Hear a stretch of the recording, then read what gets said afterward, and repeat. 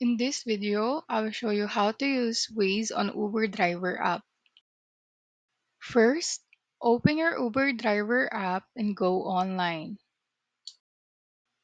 Step 2. Once you accept a trip, tap on the navigation option. Step 3.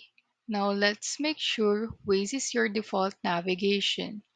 Tap your profile photo, go to Account, then App Settings, and choose Navigation.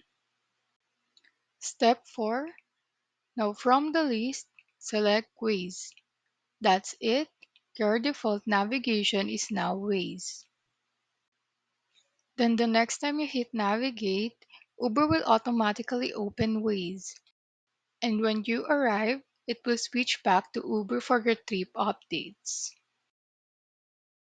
And that's how you use Waze on the Uber driver app.